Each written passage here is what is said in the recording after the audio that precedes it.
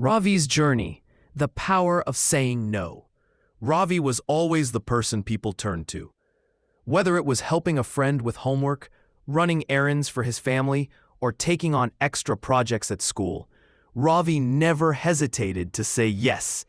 He prided himself on being dependable and helpful, always putting others' needs before his own.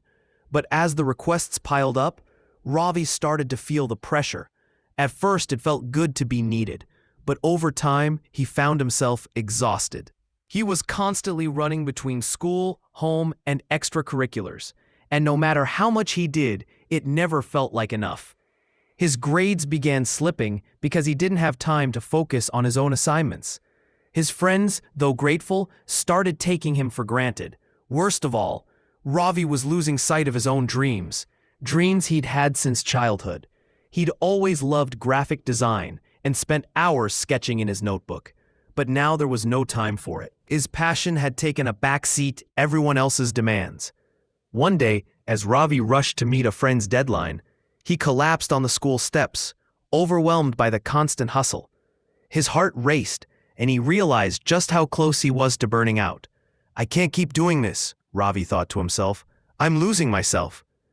That evening, as he sat in his room thinking about what had happened, Ravi remembered his love for design.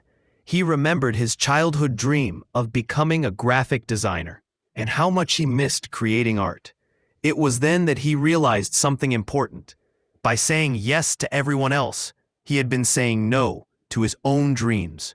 Ravi decided he needed to make a change. The next day, a classmate asked him to help with yet another project.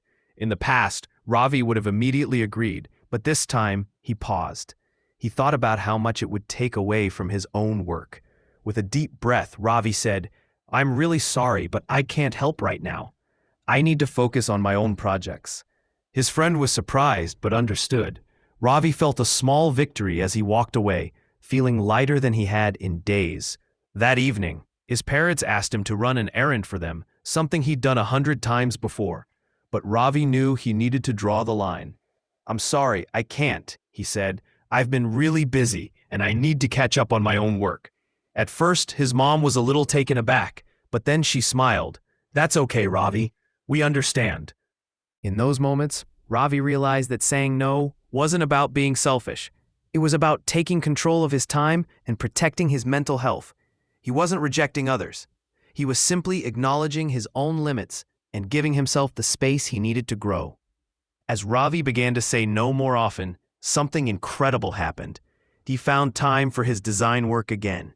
His sketches came to life once more, and he began improving his skills. His grades also started to improve, as he could finally focus on his studies without feeling stretched too thin, and his relationships with his friends and family became more genuine because he was giving them his full attention, not the leftover bits of his energy. The lesson? Saying no doesn't make you a bad person. In fact, it's one of the most important ways to take care of yourself. When you say no to things that drain you, you say yes to the things that truly matter: your goals, your health, and your happiness.